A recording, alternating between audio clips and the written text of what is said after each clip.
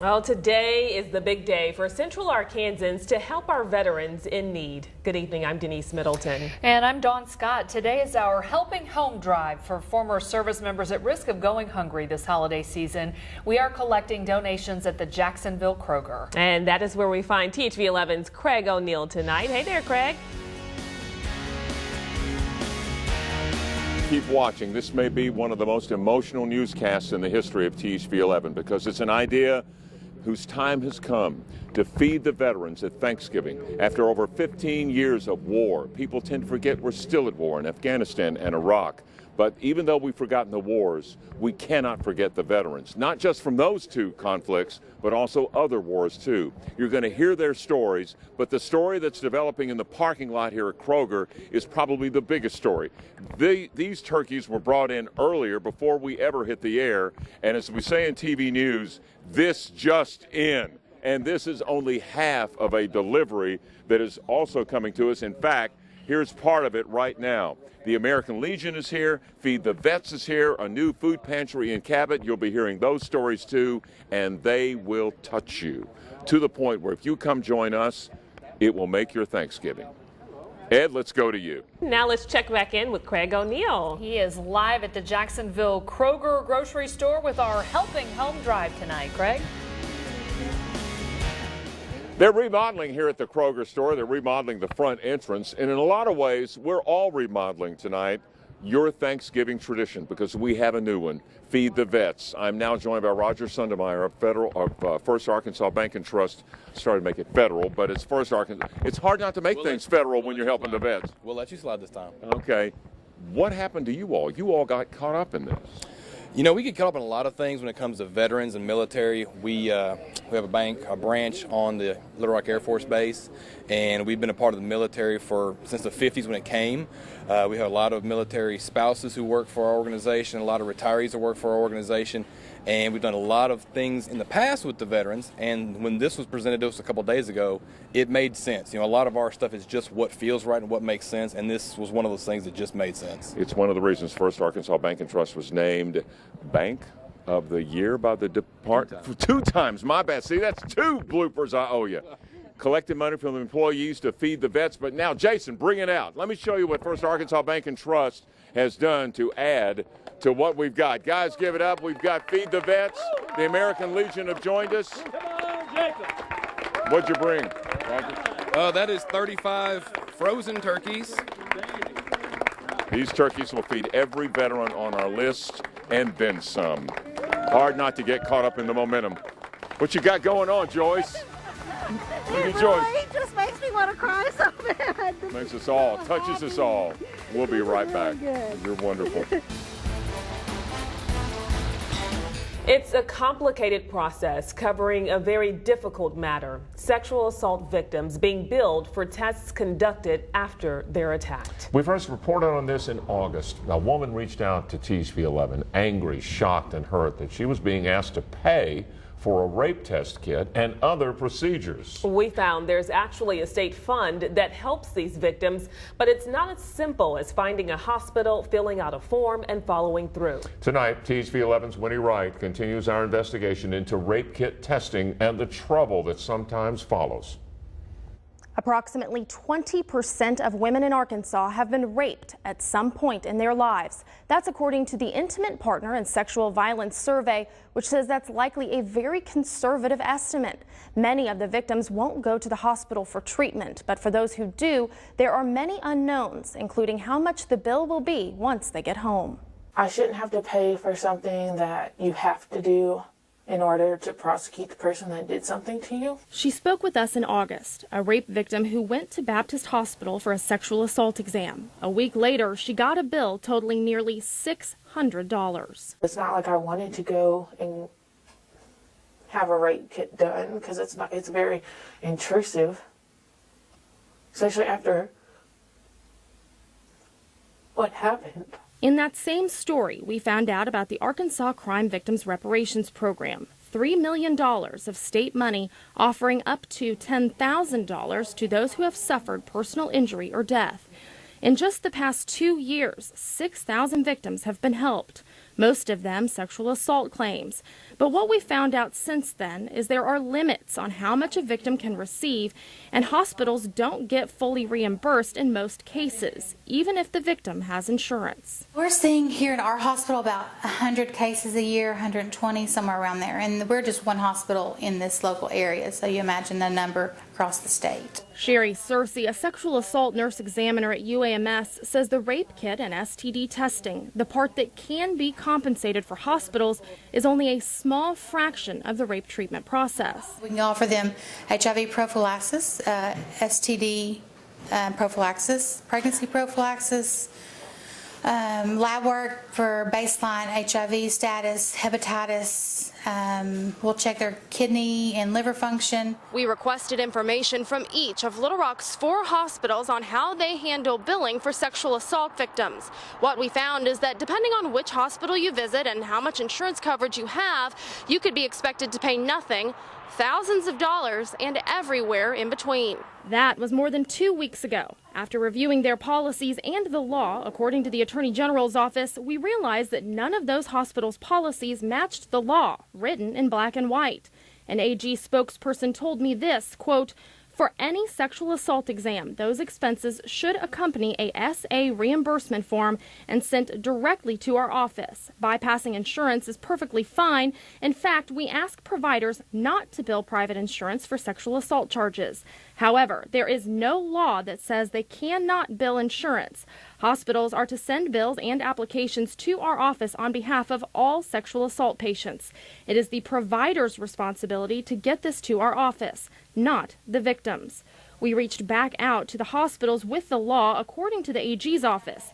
Each of the 4 hospitals revised their statement to some degree. These are the hospital's positions as of November 14, 2017. If the patient has insurance, UAMS says it will bill the insurance company first. Whatever isn't covered is billed to the Crime Victims Fund. If the patient doesn't have insurance, UAMS says it will bill the fund first, eating the remaining cost for uninsured victims. The funding has been very minimal, compensation for UAMS. On average, about $236 is what I'm seeing refunded to the hospital. And our bills are around $3,000 for the whole care. UAMS's policy says payment by the board shall be considered payment in full. If the victim does receive a bill, they need to contact us to make sure that there has been appropriate application put on file for them. They need to reach out to us so that we can ensure that this has happened. Sometimes things happen where applications slip through the cracks. Arkansas Children's Hospital also bills insurance when that is available. If patients don't have insurance, they're referred to the AG's office. CHI St. Vincent says its policy is not to charge any fee for a rape kit, adding sexual assault victims are not required to cover the cost of any treatment. From time to time, they say a patient's insurance will also be billed with a crime victims reparations program listed as a secondary payer. In our August story, which included Baptist Hospital, they told us, quote, "All patients who receive services in our emergency department trigger charges such as, but not limited to, lab work, radiology, pharmaceutical costs, and physician examinations." As of November 14th, Baptist told us, quote, "Baptist Hospital does not bill patients for a rape kit. We do not bill patients insurance or for other services associated with a rape diagnosis." It obviously says a due date, and they sent me a financial aid assistance letter on how to, I guess, do payment plans or something to pay them for my visit to the hospital. I don't think it's fair that something that was done to them, they didn't electively choose to be raped, and now they have to choose between, do I pay for these really expensive medications or provide the care that my child needs or put food on the table? That's not okay. Louise Allison founded PATH, a safe place for victims of sexual assault and human trafficking. She's spent many a day in the ER with victims and says the care victims receive is also not the same from one hospital to another. I think it would be great to have basic standards of care across the board, regardless of what hospital the girl goes to after the initial assault. The SANE nurse, the sexual assault nurse examiner, is not available at all facilities. The care that is provided is not across the board at all facilities, and it really A girl is not going to go from one hospital to another over and over and over again trying to get the care she needs. The victim we spoke to believes the lack of uniform care and potential costs associated with rape kit testing forces many victims to simply stay quiet and not report the crime. The National District Attorneys Association estimates 63% of sexual assaults are not reported to police. Another possible reason: confidentiality. If she has insurance and she's expected to file on that insurance through that insurance policy, but the policy holder is the one that committed the rape, she does not want to file through her insurance company. That's why Allison says it is in the public's best interest that these victims get the care they need and the confidence to report to police to get these perpetrators off the streets. If she doesn't get the care she needs and it becomes too complex or too cumbersome, or she begins to become worn out in the process, she's not going to press charges. In the end, our victim didn't end up paying anything. While the hospitals say patients should be in contact with them if they feel they've been billed inappropriately, Louise Allison says victims often won't. They'll avoid doing anything to relive that trauma again. She's already at work to propose legislation that would ensure rape victims never get a bill. In fact, the rapists are the ones that would be held financially responsible. We'll continue to follow her efforts to protect this vulnerable group of Arkansans. Tuesday, we brought you an investigation about the way victims of rape are billed for their treatment. THV11's Winnie Wright told you many Central Arkansas hospitals have differing policies on how to bill rape victims. And that story shed light on a situation, and now one organization is already stepping up to make a change. I think it's time, not only time, but I think that legislators and law enforcement would be in favor of looking at what we do and do not have in the area of rape and services for the victims. Louise Allison is the founder of PATH, or Partners Against Trafficking Humans, an organization dedicated to providing resources for victims of human trafficking and sexual assault. We reached out to Louise after learning that many rape victims in Arkansas were being billed for their treatment, despite Arkansas law, which says they should not. They didn't electively choose to be raped, and now they have to choose between, do I pay for these really expensive medications or provide the care that my child needs, or put food on the table? That's not okay. Within minutes of being made aware of the situation, Allison was on the phone with the Forensic Rape Examination Direct Reimbursement Program in the state of New York. She called that program to get some ideas of what they do to protect victims of sexual assault. Basically, they submit to our program if they fear for their safety. Allison helped write the Arkansas Code that holds people who pay for sex financially responsible for the treatment and prevention of human trafficking. In the 2017 legislative session, the law was amended to allow officers to impound vehicles of solicitation suspects. The Johns are forced to pay an impound fee of $500. That money is put into the Human Trafficking Victim Support Fund.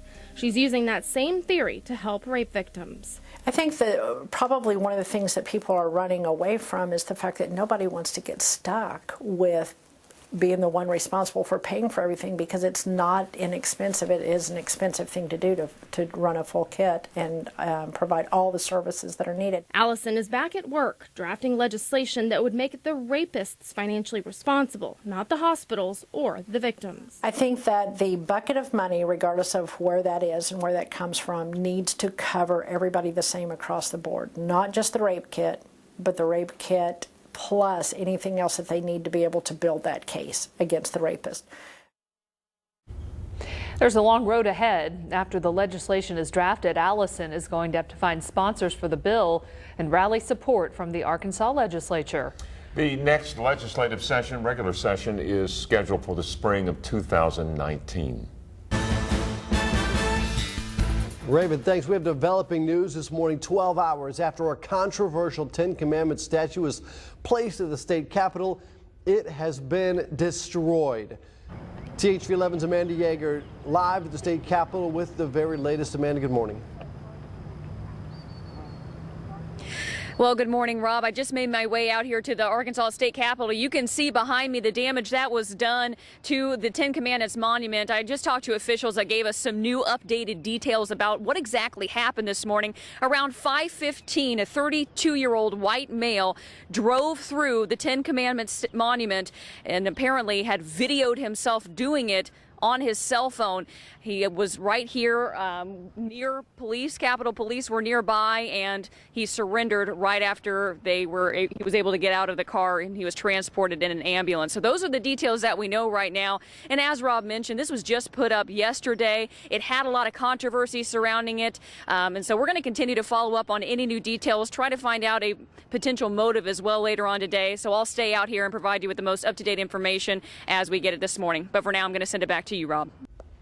All right, thank you very much. We continue to follow breaking news this morning. A Ten Commandment statue placed at the state capitol just yesterday destroyed about an hour ago. Send it over to Amanda Yeager, who is live there right now at the statue. Amanda? Well, Rob, it was about 5:15 this morning. You're right that a car drove through this Ten Commandments monument that was just put up about 12 hours ago. I'll let you take a look at it right now. Our photojournalist Chris giving you a live look right now of what happened. Here's the details that we know so far after speaking with authorities. Around 5:15 again, a 32-year-old white male drove through the Ten Commandments monument right after the crash. He surrendered himself to authorities but was transported by an ambulance. Authorities say that he was recording himself crashing through the monument on his phone. Of course, no official motive has been released, but we'll continue to try to get any more details or information. But authorities tell us that's pretty much what they know so far. We've been out here for about 30 minutes or so. Photojournalist has been out here since 15 minutes after it happened. And you can take a look at it there in pieces. It was a very controversial monument. From the beginning, we had multiple people speaking out saying that they were going to file a lawsuit the minute the monument was put up. The ACLU, Arkansas Free Thinkers Society, among the two that believed that the monument was discriminatory against people who were not of the Christian faith. Senator Jason Rapert, one of the main supporters of the monument, had said that he believed it would stand up to legal challenges, as other monuments in states that were very similar to this have been upheld by Supreme Court rulings, according to Senator Jason Rapert. So, of course, very controversial, but we'll continue to find details. So that's what we know so far. But I'll go ahead and send it back to you for now, Rob. We have breaking news this morning. Less than 24 hours after a controversial Ten Commandment statue is put in place at the state capitol, it has been destroyed. Amanda Yeager is live with the very latest. Amanda? Well, Rob, you're right. As soon as this was put up, it seems like it was going to come down. We got some details from officials out here this morning. It happened around 5:15. Let's give you a look. This is what the monument looks like at this point. Officials tell me that a 32-year-old white male drove through the Commandments monument around 5:15 this morning. They say he was recording the event on his phone. We got video of the car being towed away. That was a car involved in this accident wreck.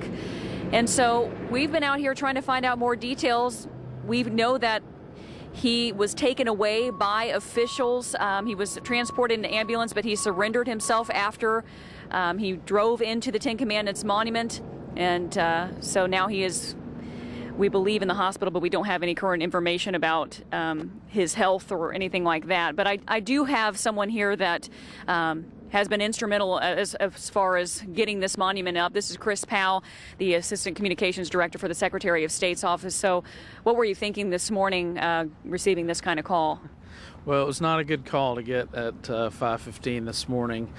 This just went up yesterday, and it's as you can see, it's shattered in pieces right now.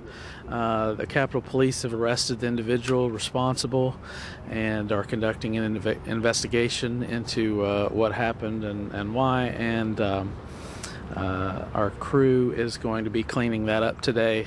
That's a pretty heavy chunk of stone there, but we're going to be cleaning that up today, and then we'll see what goes from there. And now, I mean, we all knew here in Arkansas this was a controversial monument to be put up, but did you all expect anything like this to happen? Didn't expect it. Knew it was a possibility. You know, I mean, people were pretty highly charged on this issue. You know, and it's one reason we have Capitol Police here on the grounds to protect the building and the grounds, including the monuments. But sometimes things happen. So at this point, I know it's still early, but potentially another monument? We'll have to see.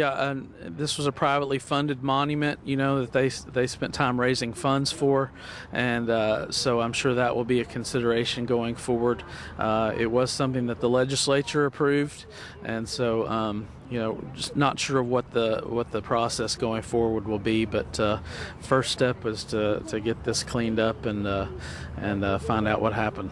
All right. Well, thank you so much, Chris. And again, we'll be out here if any new updates and information, and we'll bring that to you as soon as we get it. But for now, I'm going to send it back to the studio with Rob.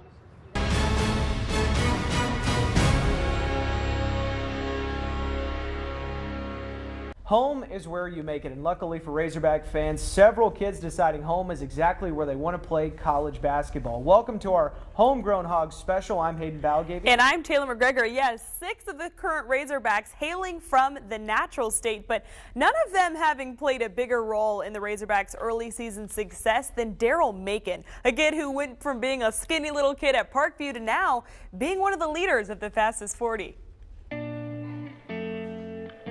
Yeah, well, Daryl, he was so small when he first came to Parkview, man. When I put him in the game, he looked like a little third grader. People would laugh. And then he'd turn around and hit a 35-footer, and they shut up. But Daryl probably was one of the best shooters around. One of the best shooters probably that come through Parkview. When Daryl Macon began as a Patriot, he was undersized and underrated, a narrative that would only last so long. During his high school career, he averaged 21 points a game and shot over 40% from 3. The stats of an SEC baller. We feel overlooked.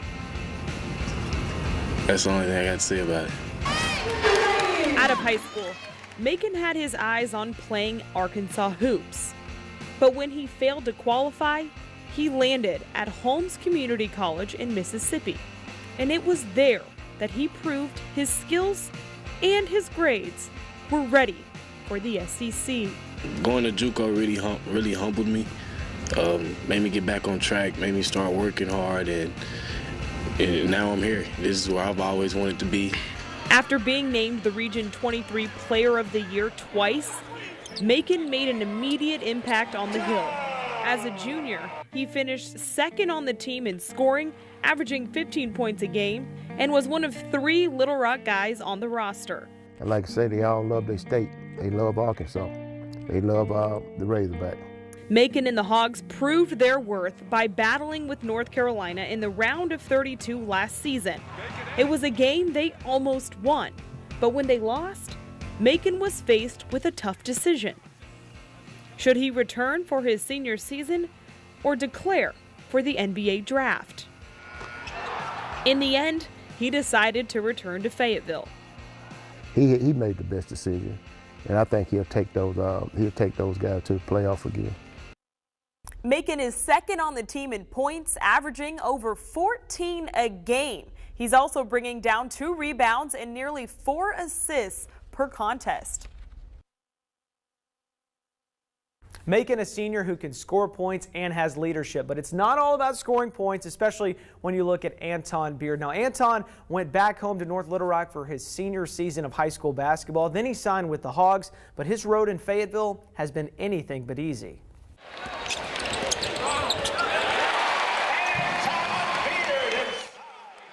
Anton Beard is the epitome of a floor general. But he's doing exactly now what Coach Anderson recruited him there to do. Feed the rock and run the floor. He's gotten great at telling people what to do. You can trace that leadership back here, right where it all started, his hometown of North Little Rock. You're a product of your environment, that may be a better way to say it. And around here, basketball, you're known to be tough or you'll get swallowed up. We actually have to prove ourselves all the time because anywhere we're playing as an Arkansas Razorback, you get a lot of people want to bully you, and it doesn't turn out that way.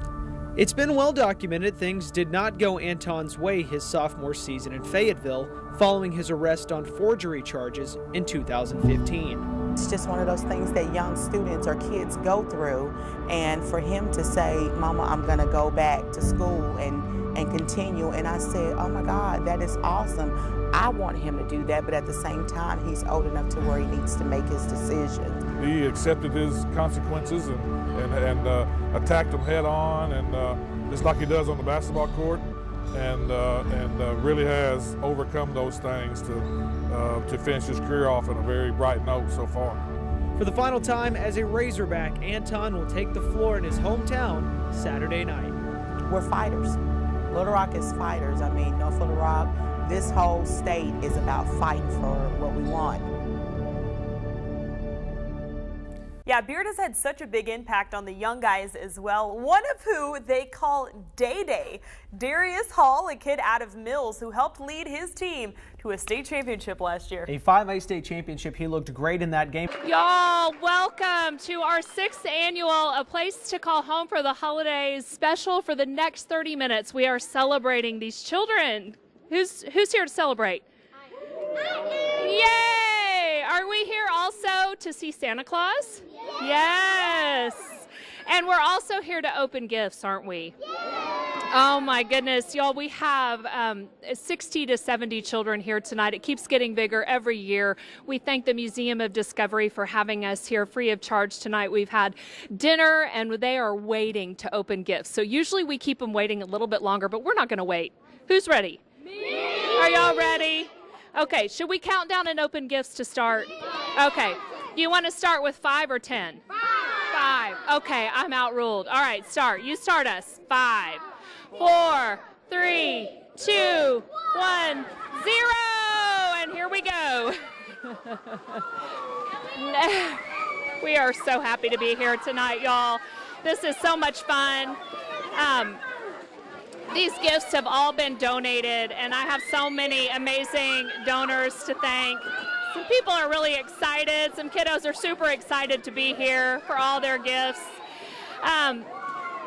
Yes, so the Knowledge Tree is one of the donors who gave a lot of the gifts. Also, a principal at Valley View High School gave a number of gift cards this year from Target. His name is Barry Jones. I'd like to personally thank him. Also, an attorney friend of mine, Jay Martin, with one of the law firms here in town, they donated several $100s so that these children could each have not only a personalized gift, but Betty Claus also came. She gave stuffed animals, and she also made sure that each of the girls had a toy and each of the boys have a toy. So we're here tonight to celebrate. We're not only celebrating our success, but we're celebrating what we do throughout the year, as THV 11 has partnered with the Arkansas Department of Human Services to bring you the stories of children who are up for adoption. And since 2010, we have featured here on THV 11 233 children in our series A Place to Call Home. 132 of those children, or 57% of them, have been placed in adoptive homes. That is great news, and that is what we're here celebrating tonight. Now, 2 of them are brothers, Brendan and Hayden, and we met these 2 in April of this year. Their adoption worker asked that they be kept together and asked for someone to give them a chance, and someone did, and we're happy to report they've been placed in an adoptive home. We also shared Robert and Asia's story with you in May. They survived a failed adoption and ended up back in the system when we met them, but tonight we celebrate that they also are in a new placement, and DHS tells us they are doing very well. And Dalen and Clanaya, we shared their story in January, a brother and sister looking for a forever home. They shared that the older they got, they were worried no one would take them. But we celebrate tonight that someone did take them, and they are in adoptive placement tonight. And you may remember Paris, Noah, and Abel. They visited the Little Rock Climbing Center with us about a year ago. They're full of energy. They wanted to stay together. They also have a 4th older sibling. Tonight they are here at the party, and they are all together in their new place to call home. Their adoption was finalized yesterday. And then there's Dante. A couple saw him on Facebook, and they saw our THV 11 video. It had been shared on Facebook, and they knew immediately that Dante was their child. Here's his story. We first introduced you to Dante in March of 2015 on his 13th birthday. So what do you want more than anything for your birthday? Get adopted. At Big Rock Fun Park that day, at the top of his birthday list, a family who cared. I would love a mom and dad with at least a brother or sister my age, so the way we could play with each other. I love a family that has a pet too. Well, guess what? 2.5 years after that story, meet Tex, Dante's dog. And these are his parents, Crystal and Adam Baker. For his 13th birthday, when you asked him what do you want for your birthday, he didn't say an Xbox, he didn't say a new bike, he said a family, a mom, a dad, and a dog. And you know, most teenagers don't think like that. Then again, Dante is not like most teenagers. I swim, summer league, and during high school season. Play tennis too. Tennis is fun. Nowadays, he's into sports and he is competitive. Go, Dante! This is video of one of his swim meets. He also loves basketball. This is my room. I have long-time memories of Arkansas. Just walk into his room and it's obvious he's a Razorback. I have a map of Fayetteville campus because that's my dream college. And you recall Dante said he wanted siblings? Well, he got them. Kaylin, Trey, Addison, Brantley, Mom, Dad, Brady, and me. But how did this happen for a child who was in foster care so many years? A child who survived a failed adoption and had nearly given up hope. A child who became a teenager on the state's watch. And it was a big part of the plan God gave me. After that failed adoption, Dante carried with him his favorite Bible verse. For I know the plans I have for you, declares the Lord. Plans to prosper you, not to harm you. Plans to give you a hope in the future. So I kind of soon we'll probably get that posted on my wall. And that hope came in the form of Adam and Crystal. They'd both separately seen Dante's story. And so I pull your story up to show him, and he says, yeah, I saw that too. You should start the paperwork. A couple who'd only casually discussed adoption started the process just for Dante. Within months, they met him and shared with him a book about their family. We were walking back to our vehicle, and I said, I thought he was my kid before today, and today I know. Dante, though, because of that failed adoption, reserved judgment. I wanted to have that feeling, but can't, really. It was almost like he was testing us to see if we were going back out because he did have a failed adoption. It wasn't until just before his adoption was finalized that he finally let his guard down. We just sat him down and said, you know, if you're trying to see if we're going to give up on you, you're wasting your energy. It's not going to happen. We love you and you're our son. Probably 3 or 4 months, them telling me they won't give up, I kind of settled in from there. Settled in and is now home for the holidays with new traditions better than the old. We have a little family breakfast before we open gifts. Instead of just have to stay in our rooms until 10 before house parents wakes up. Giving somebody a stable environment, a stable home, and somebody to, you know, discipline him when he needs it and be there when he needs somebody is, you know, it makes him to where that's just more of an opportunity for him to succeed in life. These kids that are in foster care that age out, who do they call? Who do they go home to at the holidays? I'm pretty sure there's more teenagers in care than little kids. Of course, little kids, you just see a picture of them, everybody wants them. I just think everybody should help out with all the teenagers, or at least give a chance. All right, we are back live at the Museum of Discovery, and Dante is here with me. How do you feel being here adopted? It's a pleasure, really. It's been, 4.5 years I've been in care, and it's a great feeling to know I have a family. Right now to Rolly Hoyt, who is here with me, and we wanted to start a conversation with you. We want to know what you think about this, what you think should be done, what solutions you want to see, and Rolly is taking an interesting approach here. And what did you find out today? Well, we wanted to, you see reporters all the time do the so-called man on the street interview. We too wanted to take the pulse of the city, but sticking a microphone in people's faces just didn't seem right in this case. So instead we set up 2 chairs and started a conversation, invited everyone to come down and tell us how they feel about their hometown.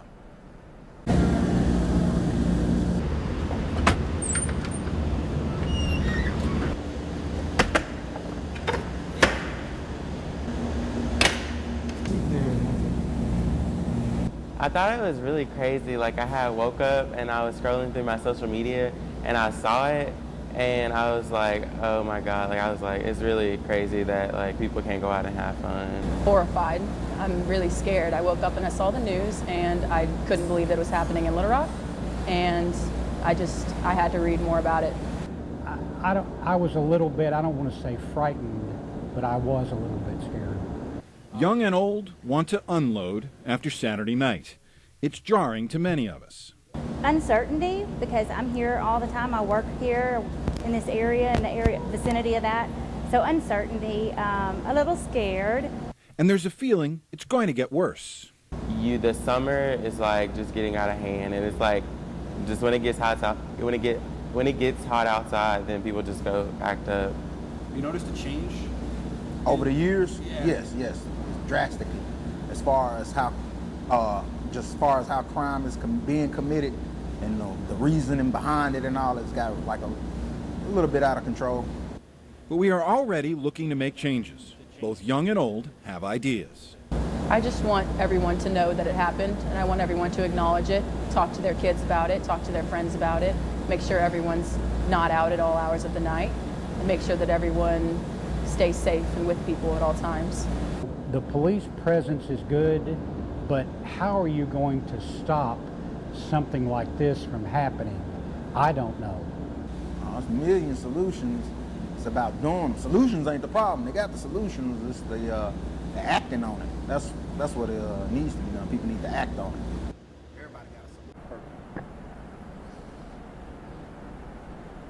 Now, we talked to some other people off camera, including a DJ who played at a nearby club the following night. He said the crowd was way down from what he would normally expect for a show that he would have here in Little Rock. But, John, there were other factors involved. It's a holiday weekend, the weather was a little strange, other events. But he did say that there's going to be an adjustment for people who want to come spend some time downtown here in Little Rock, unless something changes with the crime rate in this city. All right, Rolly Hoyt, and we do want to continue this conversation with you. Please sound off on our Facebook page, on Twitter. Let us know your opinions and thoughts so that we can work together as a community to come up with some type of solutions here in the city of Little Rock. We'll send things back into the studio now to Denise Middleton. THV 11's Don Scott and Rolly Hoyt have been at Cummins Prison all night, and our David Lippman was a witness to tonight's completed execution. They join us live now for the very latest. Well, good evening to you. We are here at the Cummins unit, just steps away from Arkansas's death chamber. Marcel Williams' execution will happen tonight. All stays have been lifted, including a temporary stay that was put in place by federal judge Christine Baker tonight around 7:45, 8 o'clock from what we understand. And the execution of Jack Jones did happen, and he was pronounced dead at 7:20. I first want to bring in David Lippman. David was one of the 3 media witnesses who watched the execution of Jack Jones. And what can you tell us about what happened in there tonight? Simply that it appeared to happen fairly smoothly as far as executions go. It was 14 minutes between the time that the injections began and when he was pronounced dead by the coroner. He spoke for about 2 minutes beforehand. He was asked if he wanted to give a final statement. He did. He spoke for 2 minutes, essentially to say he was sorry. He started by saying, "I just want the Jones family, especially to know, or I want the Phillips family to know, that I'm genuinely sorry for what I did." At one point, he said there was a reason for what he did, and he hoped that Lacey Phillips, who was 11 years old when she was attacked at the time that her mother was killed, he said he hoped that she would learn more about who he was, that he wasn't a monster. And he ended by saying that he loved her as if she was one of his own children. It's interesting, David, that tonight Jack Jones' execution was the reason that Marcel Williams appealed to a judge, basically saying that, hey, was he really unconscious? It appeared as though his lips were moving. Was he still talking? So many things called into question that they wanted the federal judge to temporarily halt the execution of Marcel Williams, which she ultimately did, but then lifted that stay. You didn't see anything to alarm you or any of the other witnesses in the room? No, I don't think any of us were alarmed. We did see his mouth moving for, I saw it for perhaps 30 seconds. One of the other media members said maybe a minute, certainly no more than 2. At the very beginning of the process, he might have been talking. We couldn't hear if he was or not. The microphone from the death chamber had been turned off. But I did not see, personally, any signs that would show he was in extraordinary pain or or feeling undue stress. And his victims, family members, one of his victims was Lacey Phillips, an 11-year-old girl at the time of the crime, and she was able to witness his execution along with her father. Her mother, of course, was killed. And what did they say afterwards? I know they came to the media room and they did give statements tonight. I actually, unfortunately, was not in the room at the time, so I'm not sure exactly what they said. I haven't been able to hear their statements yet. All right, David Lippman tonight, thanks so much. I know Winnie Wright had heard that they did finally feel that justice was served. It's the end of the season for the Arkansas Razorbacks, and it could be the end of the road for head coach Bret Bielema. THV 11 is live in Fayetteville with highlights and reaction from today's game against Mizzou. Plus, as I can tell you, the Christmas tree supply and demand, it's kind of a roller coaster. there's a nationwide shortage of real Christmas trees, but is Arkansas feeling the effects? And then beautiful day like today, you just can't stay indoors. You've heard of Black Friday, but what about Green Friday? A look at Arkansas's new effort to get people outside, coming up. This is THV 11 News at 6. And breaking news into the THV 11 newsroom. The University of Arkansas dismisses head coach Bret Bielema following tonight's loss to Missouri. Bielema is expected to speak in a matter of minutes. A press conference has been called at 7:30 tonight to discuss the move. We are going to go live now to our own Taylor McGregor and Jim Harris. They are in Fayetteville, and they have more on this late decision today that came just after the game. Yeah, you mentioned the press conference scheduled for 7:30, but he's actually in a press conference, his normal one, following the game right now. And in that press conference, he said that he was informed as he was walking off the field that he will no longer be the head coach of this program. The university releasing a statement. Julie Cromer-Peoples saying just that she announced when Bret Bielema was walking off the field that he will no longer be the head coach. Also in that statement, she went on to say that the university has Class A facilities. They compete in the best conference. They have great tradition and excellent fan base, and that they believe they should be able to attract some of the best coaches in the nation, and they will begin searching immediately. Jim, where do we go from now? Well, let's take the University of Arkansas apart for not at least letting Bielema and the team cool down from a heartbreaking last-second loss to do this. I mean, this is just par for the course with these people for so long now. I'm really disappointed. We knew Bret was going to get let go. We actually said it in the Hog Zone before the game. People have been telling us it's been over for a week. We knew it was over too, but I think for this to be done in the way they're announcing it, that she sort of grabbed him on the way in basically and said, we're letting you go. I'm sorry. I'm just totally disappointed in the way this whole thing is gone down today. I think you let the team cool off from a heartbreaking loss first and then deal with the matters we knew were going to take place. They're not hiring a coach tonight. They're not hiring him tomorrow. And we're learning details as he's in his press conference. I mentioned right now he'll have another one scheduled for 7:30, but he said in that press conference it's been a tough season with several of his top players, as we talked about early, going down and with injuries and really just dealing with a lot of things that people didn't expect. Concluding this season, a 4-8 record. He accumulated a 29-34 record while here at Arkansas. But do you think he was actually informed prior to this game that he would be released?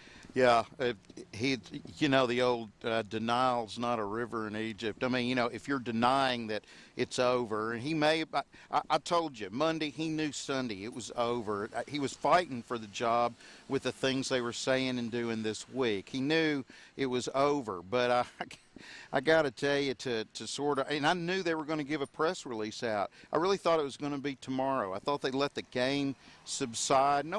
No Razorback coach that I can remember has ever been let go almost before you got off the field, before the players even got a chance to shower, before the Razorback Football Network got off the air with the broadcast almost before we got up here to do this. This is, I'm just, look, I know they got to move on, Taylor. They got to try to hire Gus Malzahn. They'll see what happens. That's where we go from here and see if he'll take the job. If not, you move down the rung to Mike Leach or to Mike Norvell or to some of the other coaches that are suitable for what Arkansas needs to do to compete in the SEC. So Brett Bielema, the 32nd coach here at the University of Arkansas, he says in his press conference just minutes ago that this is the first time he's been released from any job in his entire life. So he says this is new for him. You got to give him something for being able to come into today's game, compete like they did. They were in this game down to the final wire, and a lot of his seniors, as we all knew, fought for their head coach.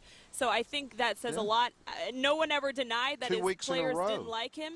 But to be able to come in here at the very beginning of the game, Dan Enos was throwing out some tricks, and you could just tell that they were in this game to win it. So I think that, again, no one ever questioned Brett Bielema's character, but it says a lot about the way he handled this situation, that he never gave up.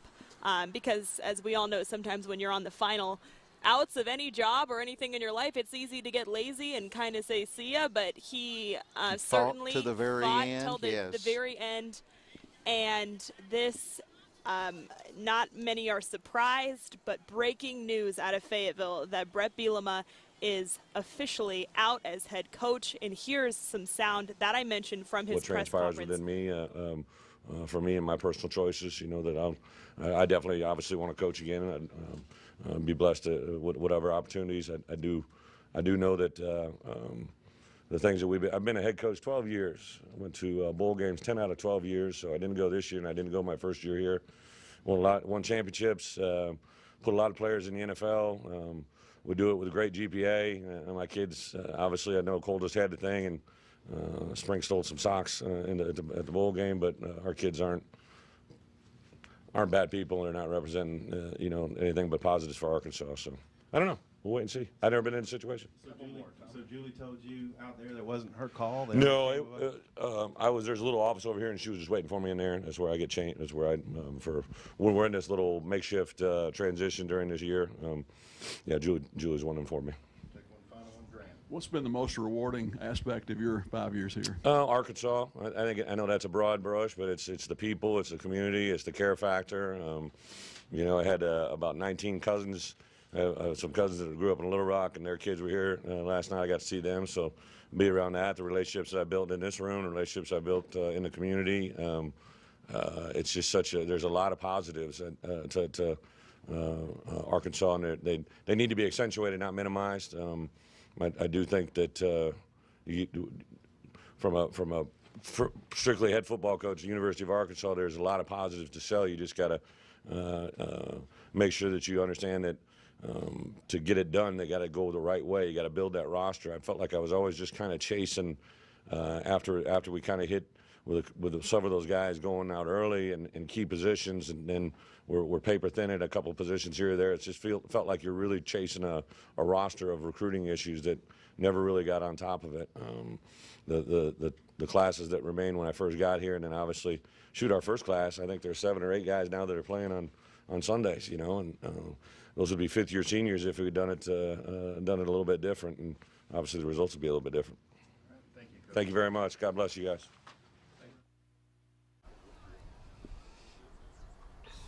All right. Well, as he mentioned that, saying all positive things about his time here at Arkansas, mentioned some of the kids he has now in the league, but he also mentioned some of the differences that he maybe would have changed in terms of the roster, and that's really what people started pointing to in his demise was his lack of recruiting. What would you point to as the biggest thing that started him on this downward slope? Well, his first class coming in from Wisconsin. He was on a lot of guys that he was recruiting to Wisconsin. So Alex Collins, Denver Kirkland, that was a good class. And he got a couple of big pieces the next year, Sebastian Tretola being one of them. So you do have a lot of guys and he inherited Sprinkle. A lot of these guys are in the pros, as he mentioned. I think the biggest thing that's going to sit with people and the people who made this decision, though, was the leadership on the field and losing close games He didn't win very many close games. They did beat Ole Miss on the last-second field goal this year, but on the other hand, 2 games here at home that most fans expected these games to be blowouts. Everybody I talked to thought Mississippi State and Missouri were just going to trounce Arkansas, and turns out it comes down to the last 17 seconds and the last 5 seconds. So he just didn't win the close games. It really turned out. And I think it's important to remember the program that he took over, because after everything that happened with Bobby Petrino, John L. Smith comes in here. It was a disaster of a year for Arkansas. And then Bret Bielema comes in here December of 2012 and goes with a completely different style of offense than Bobby Petrino ran. He had to recruit different guys, and did not work out for him. Well, it's tough to turn it around, and then he tried to turn it around himself. His 3rd year, they tried to change their mentality and moved away from power, so to more of a finesse. And there's a lot we can break down in terms of the entirety of Bielema's tenure, but you guys, we're going to be back after this, and we will have a lot more over the course of the night.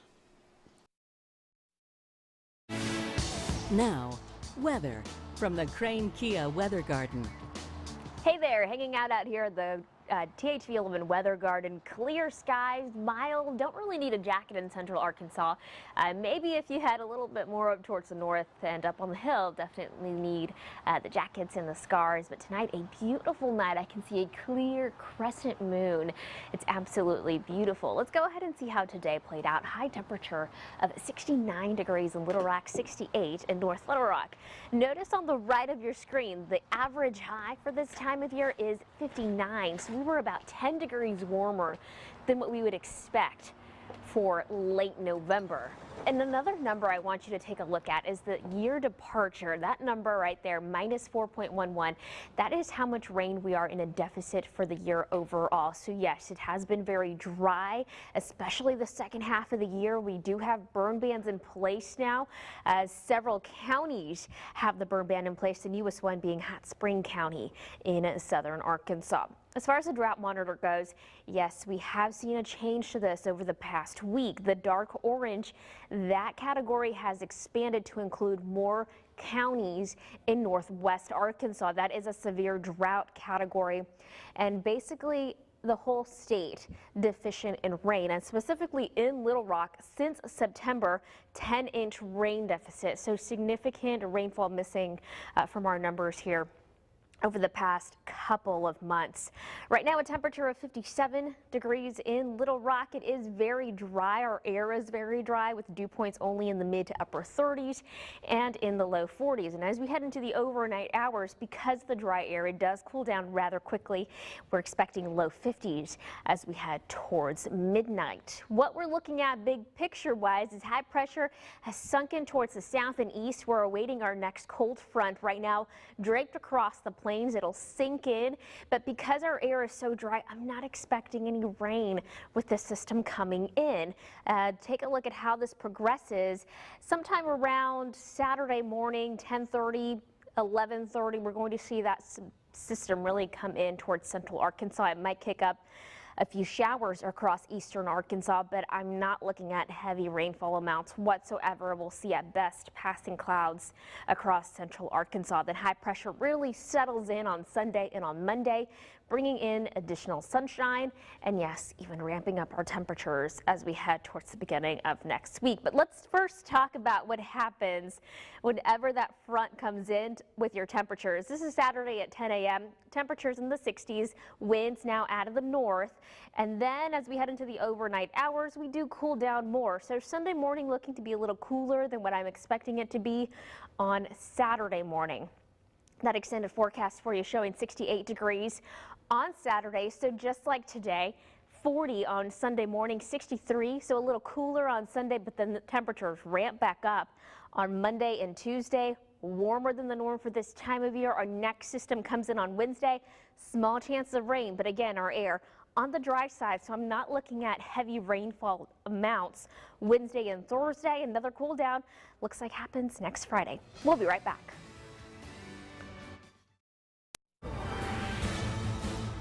And once again, repeating our top story tonight, Bret Bielema has been fired as the head football coach at the University of Arkansas. Hayden Balgavy joins us now. And Hayden, First of all, he's fired, but He's what's gone. being brought into question is how he was fired. We didn't expect this. I think heading into the week, reports started to surface that Bielema would be gone by the end of the week. And I think a lot of us, especially going into senior day, it's the last one in Fayetteville, seniors like Austin Allen, Kevin Richardson, they would let this senior day kind of be about them. Yet, minutes after this ball game, and I do mean minutes, Bret Bielema was brought in. He talked to the interim athletic director, Julie Peoples, and she notified him he would no longer be the head football coach at the University of Arkansas. Now, you can see this full release that was literally handed out during his post-game press conference. If you've never been to a post-game press conference, you'll go in, you'll wait 15, 20 minutes. There's a little bit of a cooling off period to let coaches speak to their teams.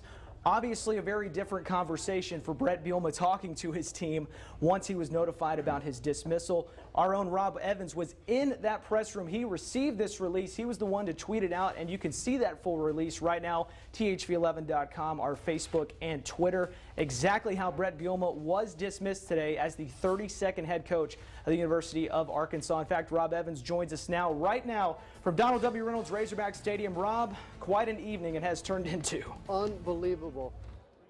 Guys, I could not believe, no one in that press conference could believe the timing of it.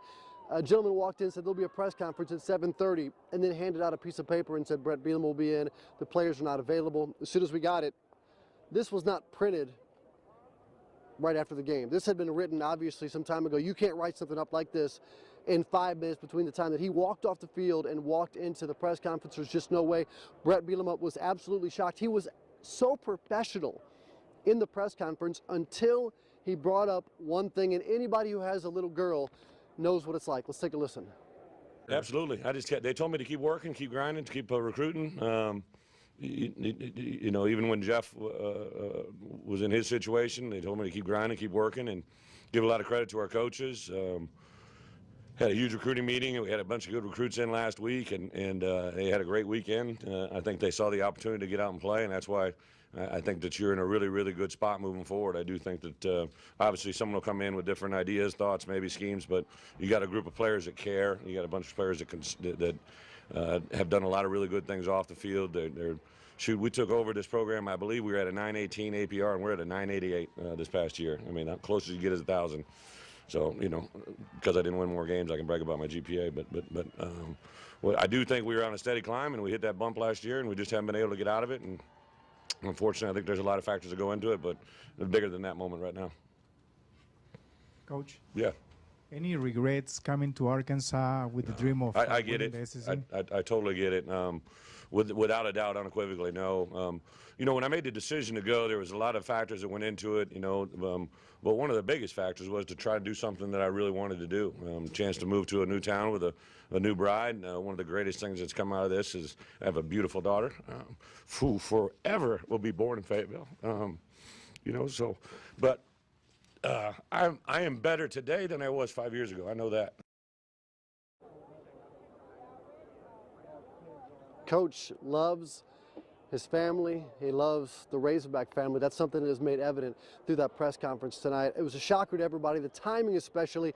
But Coach said during the press conference, you know, National Signing Day, the early one, December the 20th, 3 weeks from now, he said between, I believe his quote was 70 to 90% of the players are expected to sign so they don't get left out in the win. So this is a big recruiting time. If they were going to call the ball, they needed to do it quick. Even before they found an athletic director, they have fired their head coach, Bret Bielema. Shocking surprise. We've got a press conference coming up again at 7:30 with the assistant athletic director. We're going to have much more from Taylor and from Hayden as well coming up on THV11. Stay with us.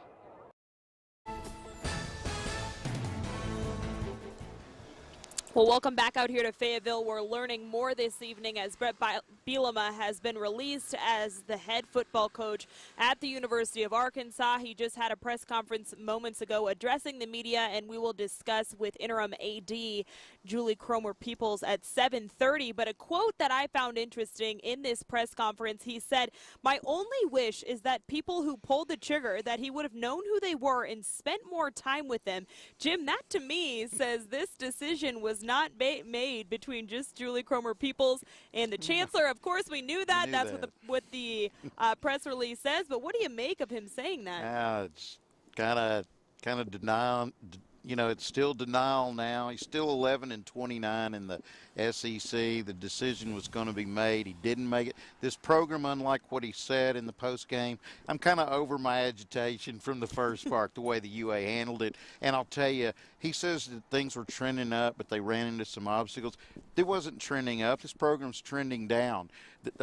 Things were not going to be good next year. There are some good young players to get excited about. There's just not enough of them. This program needs a recruiter, somebody to work hard. He said in the press conference he wished he had recruited more offensive and defensive linemen. He's got some. You got to recruit good ones. You know, they didn't recruit enough good players. Yeah, so this press release clearly had been typed up before anyone had gotten down to the media room and they knew this decision. A lot of people say before the game, I told you it was typed up before the game. When do you think that they made the decision to let go of Brett Bielema? Was it when Jeff Long was fired? It's been a while, but I think this past weekend that how they were going to say it was already in works. It was already done. Again, we're going to have a lot more through the evening. Be sure to stay with us on air. Go to our social media accounts, Facebook and online. We'll have a ton more information. Hayden, there was still a football game tonight. I know that seems to be the last thing on everyone's mind, as it's kind of been throughout the rest of the week. But let's send it to you with a little bit more on that. Guys, I know it's really hard to believe that, in fact, there was a heartbreaking loss for the Arkansas Razorback football team just 30 minutes ago, and yet in just a matter of seconds, that is all out the window. But let's take a quick look back at what actually happened on the field today. Senior Bijan Jackson proposing to his girlfriend. And hey, this game started out great for the Hogs. Bijan, too, he gets a yes. Andre Tolliver gets an interception. The Razorbacks would take over. That is Locke's 11th pick of the season. Ensuing drive. How about this? Austin Allen not using his arm but his leg. Naked bootleg into the end zone for the touchdown. It's 7-0.